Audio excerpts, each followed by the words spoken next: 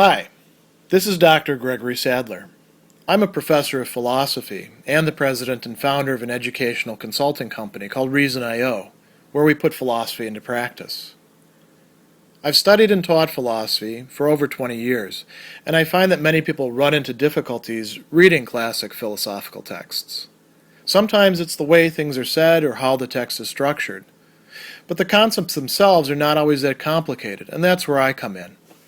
To help students and lifelong learners, I've been producing longer lecture videos and posting them to YouTube. Many viewers say they find them useful.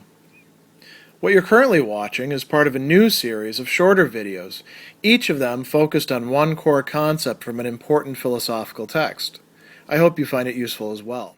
John Searle, in his article Minds, Brains, and Programs, after he lays out the very famous Chinese room thought experiment, is going to consider some of the proposed objections or rebuttals to his point of view, which is quite critical of many of the strong claims that are made by, as he's going to call it, proponents of strong AI, which he actually thinks, he's willing to use the word ideology here. They're within the grip of an ideology that's somewhat blinding them to the real capacities of artificial intelligence and the sense that they're trying to argue for.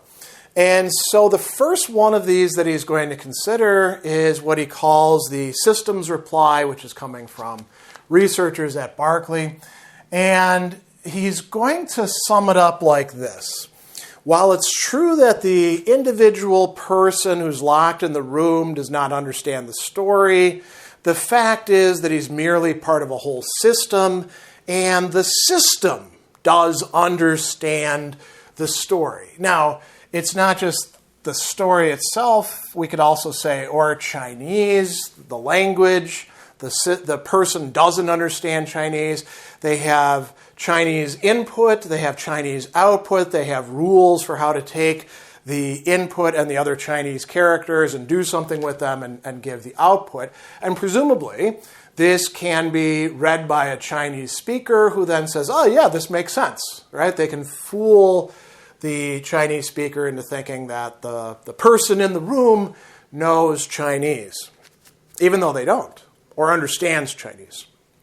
So the systems reply says, the person has this ledger, there's rules, they have scratch paper, pencils, they have data banks, and understanding is not being ascribed to the individual inside, it's being ascribed to the entire system of which the individual is merely a part. So you take the person and add all these other components, rules, structures, programs to them, and now you've got understanding. You've gone from not understanding Chinese to understanding Chinese, or understanding the story that's given in Chinese and being able to answer questions demonstrating understanding. And Searle thinks this is really not a very good objection, but it's one we need to look at. So he says, here's my first response. Let the individual internalize all of these elements of the system. He memorizes the rules in the ledger, the data banks of Chinese symbols, and he does all the calculations in his head. The individual thus has incorporated the entire system. There's nothing in the system he doesn't encompass. If this is the case, we don't even have to have them in the room. They can wander around outside if we want to.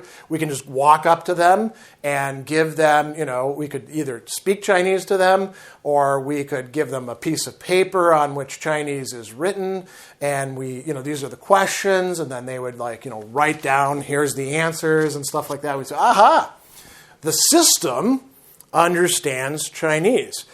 Searle says, all the same, the person understands nothing of Chinese, and a fortiori, neither does the system. Because there isn't anything in the system that isn't in this person. If he doesn't understand, there's no way the system could understand, because the system is just part of him.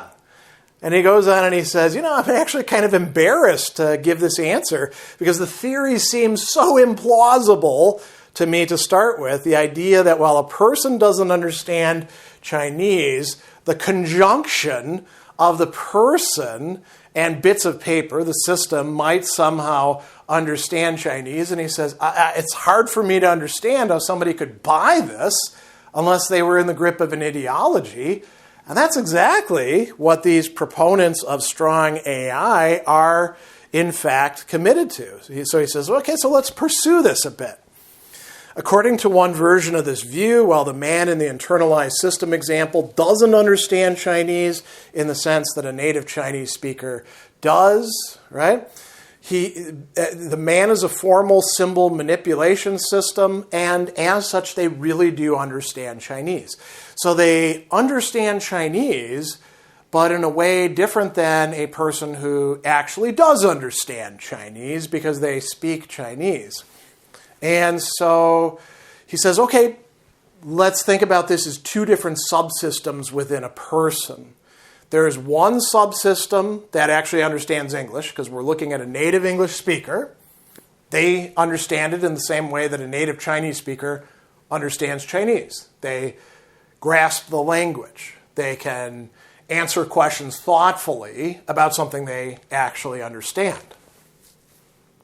There's a second subsystem in this person's mind which understands Chinese, but only in the sense of being able to take certain inputs in Chinese, manipulate them in certain ways according to certain rules and information that's been provided, and then churn out outputs that seem to be good Chinese and would perhaps fool a native Chinese speaker into thinking, yeah, this person actually does understand Chinese. And he says, whereas the English subsystem knows that hamburgers refers to hamburgers, the Chinese system only knows that squiggle squiggle is followed by squoggle squoggle. So it's not really understand in the same sort of sense, and he's going to point out some issues.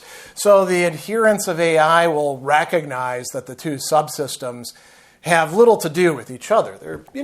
They're not connected, we could say. They're not interfacing. Searle goes on and he says, these systems are not even remotely alike to each other.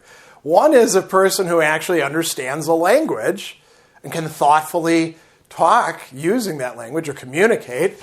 The other is just manipulating symbols according to some sort of vocabulary and rules that tell you what follows what. And so this leads him to talking about the Turing test, right?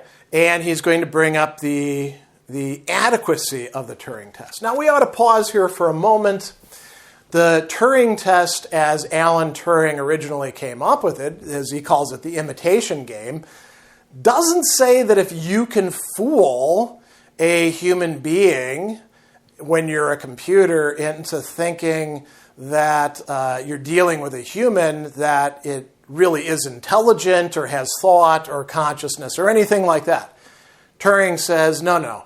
We're just going to talk about whether it can play the game well, whether it can pass, and we're not going to say that that means that the machine actually thinks or understands.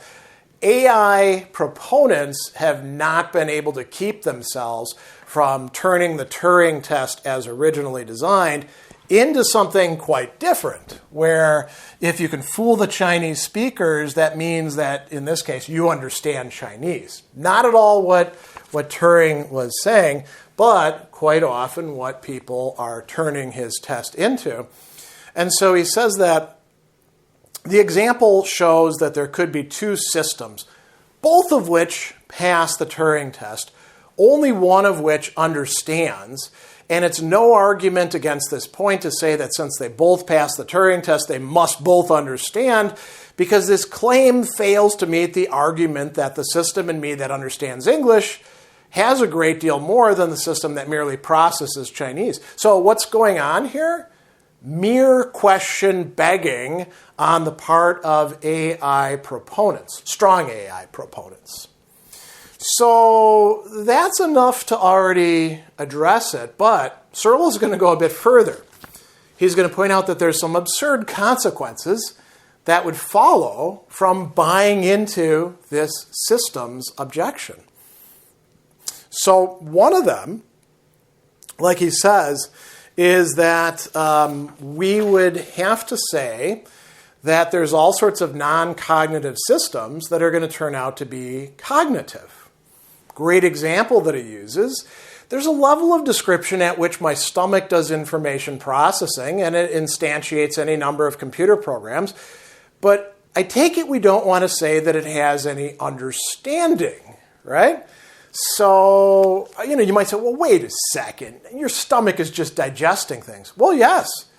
It's breaking things down into their chemical components and then sorting them, when it's working right. You go this way, you go this way, and we could say our entire digestive system is doing that.